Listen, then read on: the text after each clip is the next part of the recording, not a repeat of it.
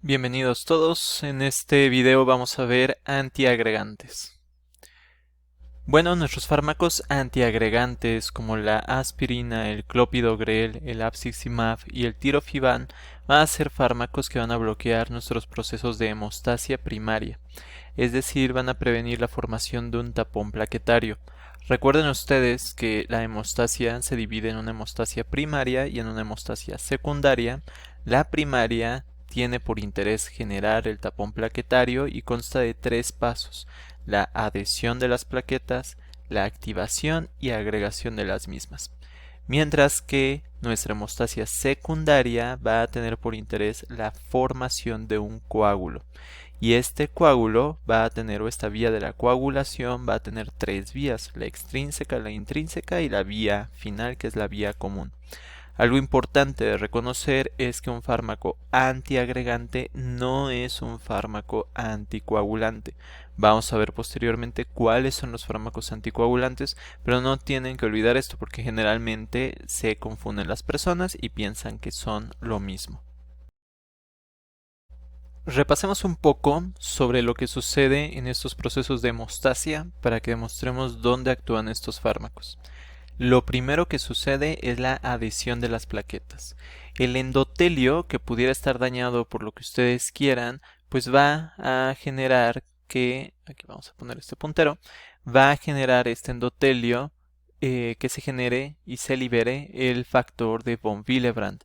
Las plaquetas que van pasando a través de este receptor que se llama GP1B se unen al factor de von Willebrand y por eso le denominamos adhesión, porque propiamente se van a estar adhiriendo a este endotelio. Posteriormente, esto sirve como un mecanismo para que nuestras plaquetas se activen. Estas plaquetas activadas, que aquí cambiaron de morfología, van a liberar más factor de von Willebrand, van a liberar serotonina, esta sustancia que generalmente la reconocemos como un neurotransmisor, van a liberar calcio, van a liberar ADP y van a liberar tromboxano A2. Además, estas plaquetas comienzan a expresar la proteína GP2B3A, como podemos estar observando aquí. Y aquí lo que es bien relevante que nosotros reconozcamos es que nuestro clopidogrel va a inhibir la agregación de estas plaquetas al ser un antagonista del receptor P2Y12 del ADP. Es decir, este ADP que comenzaron a liberar las plaquetas activas, que al mismo tiempo va a generar que se agreguen estas plaquetas y por lo tanto formar el tapón, bueno, pues esto va a estar bloqueado porque estas plaquetas no van a tener activo, no van a tener disponible su receptor al ADP, que repito se llama P2Y12, ese es el nombre del receptor. Por otro lado, nuestra aspirina va a inhibir nuestra agregación al bloquear la síntesis de tromboxano A2, ¿correcto? Y al bloquear esta síntesis a través de la inhibición de la COX, pues no vamos a tener un efecto de agregación plaquetaria tan importante. Ahora, esto obviamente está dejando a dos o tres de nuestros factores, como por ejemplo el calcio, la serotonina, y es importante de reconocer esto porque si bien nosotros vamos a estar disminuyendo la agregación plaquetaria, esto no significa que la vayamos a estar inhibiendo completamente. De tal suerte que estos fármacos sí que son eficientes, pero al mismo tiempo hay que reconocer que no son completamente eficientes, que alcancen un 100% de efecto farmacológico, lo cual de hecho es bueno, porque alcanzar un 100% de efecto farmacológico podría generar incluso pues una hemorragia. Finalmente tenemos ya la agregación plaquetaria. Y la agregación plaquetaria va a depender en gran medida de esta proteína GP2B3A. Esta proteína GP2B3A, en muchas ocasiones también resumida con números romanos, va a servir como un sitio de anclaje para el fibrinógeno. Recuerden ustedes que el fibrinógeno es el factor 1 de la coagulación. Si no lo recuerdan, vale la pena que revisen sus clases de fisiología para que hagan un recuento de esto. Dado que es el sitio de anclaje para el factor 1 de la coagulación, pues esto va a ser propiamente lo que va a generar nuestro tapón plaquetario. Esta quizá es la vía más importante y eso podría llegar a explicar por qué el abciximab y el tirofiban pueden ser mucho más eficientes en inactivar el proceso de la formación del tapón plaquetario, justamente inactivando estas proteínas GP2B3A. Bueno, pues esto es un recuento general de lo que está ocurriendo en nuestro proceso de antiagregación. Vayamos con particularidades de algunos de los fármacos. Por ejemplo, nuestra aspirina, altamente utilizada para la prevención de la agregación plaquetaria. Nuestra aspirina lo que va a hacer es bloquear de manera irreversible a nuestra COX, y particularmente en dosis bajitas nuestra aspirina va a bloquear la síntesis de tromboxano A2 a través de esta inhibición de la COX. ¿Para qué la vamos a utilizar? Bueno, se utiliza para prevenir, por ejemplo, para prevención de trombosis arterial, tanto primaria, aunque vamos a ver que esto no es tan cierto, como secundaria, particularmente en hombres mayores de 45 años y mujeres mayores de 55 años, que es donde incrementa el riesgo cardiovascular de forma importante. ¿Por qué aparece aquí señalado secundaria y no primaria? Bueno, pues porque se ha demostrado que la prevención primaria en realidad no es tan eficiente, mientras que la prevención secundaria esta sí que es eficiente, como veremos en la próxima diapositiva. Además, nos sirve como un tratamiento coadyuvante en un infarto agudo al miocardio, en un accidente isquémico transitorio y también en cuestiones donde se colocan prótesis valvulares. Va a disminuir la posibilidad de una trombosis.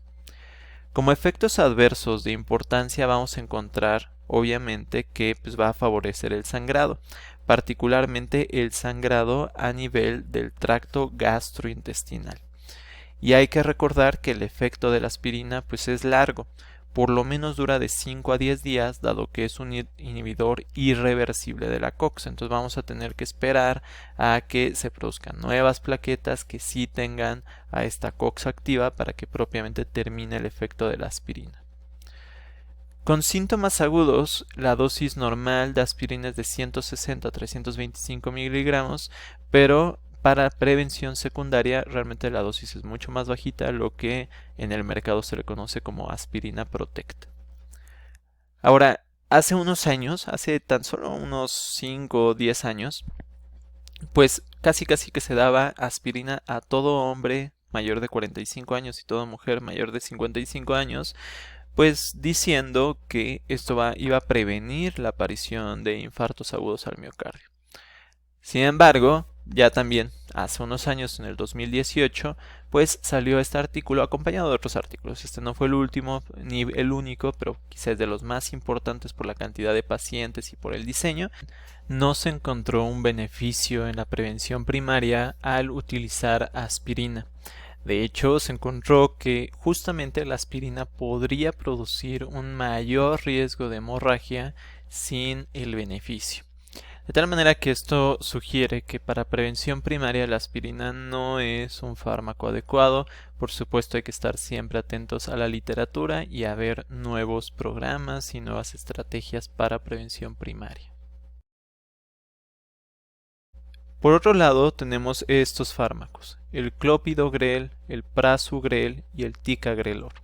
Estos fármacos actúan bloqueando a los receptores de adenosina difosfato del ADP de tipo P2Y12 que acabamos de mencionar hace un momento. Las indicaciones de estos fármacos son similares a la de la aspirina. Por ejemplo, estas indicaciones van a encontrarse o vamos a tener a la disminución del riesgo de trombosis arterial en pacientes con síndrome coronario agudo. Tal es el caso de la angina inestable, del infarto sin elevación del ST y del infarto con elevación del ST. También estos fármacos están aprobados para prevención secundaria después de un infarto agudo al miocardio y después de un evento vascular cerebral. ¿Cuáles son los efectos adversos de estos fármacos? Son muy similares. Vamos a tener un aumento del riesgo de hemorragia y vamos a tener una cuestión importante que no es propiamente un efecto adverso, pero sí tenemos que considerarlo. Los inhibidores de bomba de protones, como el omeprazol, que son altamente utilizados, van a bloquear una CYP que se llama CYP1219, pero justamente esta CYP es necesaria para activar, por ejemplo, al clopidogrel, que es el fármaco más utilizado de esta familia.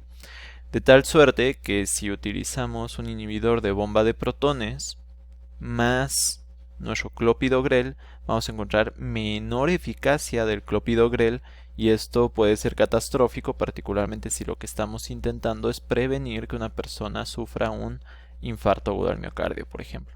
Entonces acuérdense que esta interacción farmacológica es importante. La dosis de clopidogrel ahí la vemos, y es un fármaco relativamente costoso en comparación de otros fármacos. Pero para ver fármacos verdaderamente costosos, aquí tenemos el abciximab y el tirofiban.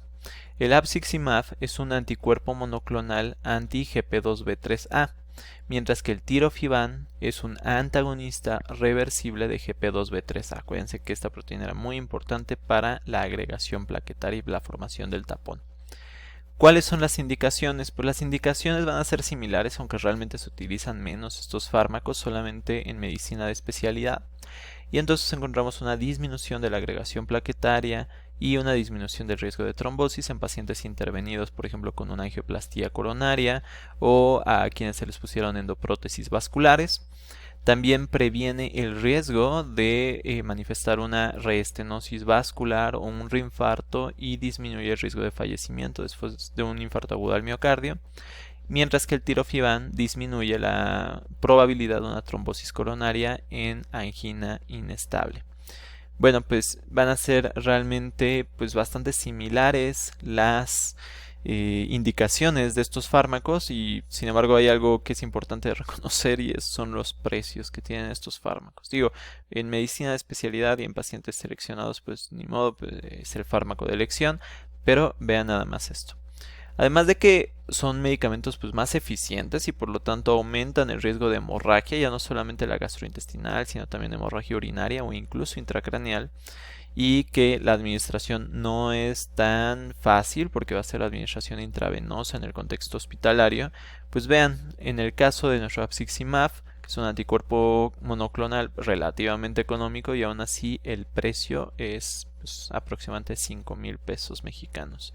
Mientras que el tirofiban, aquí encontramos en esta farmacia al menos un precio de casi 11,000 pesos mexicanos. Pues son fármacos mucho más costosos que los anteriores que habíamos visto. Para finalizar este vídeo, es relevante que veamos otros fármacos. Estos fármacos no son casi utilizados, de hecho varios de ellos no están disponibles en la mayor parte del país. Sin embargo, los pueden preguntar en los exámenes, y por lo tanto es importante al menos rascar un poquito superficialmente estos fármacos. Tal es el caso del dipiridamol y del cilostazol. Ambos van a poder producir una vasodilatación ligera y una inhibición de la agregación plaquetaria. ¿Cómo hacen esto? Siendo inhibidores de la fosfodiesterasa y aumentando el AMP cíclico. Si ustedes visualizan un diagrama de cómo es que se lleva la activación plaquetaria, pues van a encontrar que este punto es importante. Ahora, es muy relevante que entiendan en qué punto actúan. Pues yo creo que la verdad no, porque no tenemos estos fármacos en la mayor parte del país. También tenemos la eptifibatida. Este es un fármaco que va a competir por la unión del fibrinógeno al GP2B3A, y al mismo tiempo pues también vamos a encontrar esta disminución de la agregación plaquetaria. Terminemos con el Vorapaxar, fármaco muy preguntado en exámenes, sin embargo otro fármaco poco utilizado en nuestro país, en el que vamos a encontrar un bloqueo del receptor activado por proteasa 1, resumido como PAR1, y es un fármaco que es coadyuvante de otros fármacos. Entonces, se suele utilizar en los países donde se utiliza el Vorapaxar, se suele utilizar en combinación con aspirina o con clopidogrel. Particularmente el Vorapaxar tiene una cuestión importante, que es que su vida media es súper prolongada y es un inhibidor irreversible. Por este motivo, la inhibición de la agregación plaquetaria puede durar mucho tiempo. De hecho, puede durar hasta 4 semanas después de la interrupción del tratamiento. Quizás sea por esto que es un fármaco tan preguntado en exámenes estandarizados.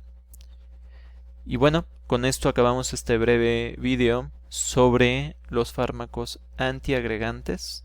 Vamos a ver posteriormente los fármacos anticoagulantes. Recuerden, no son lo mismo.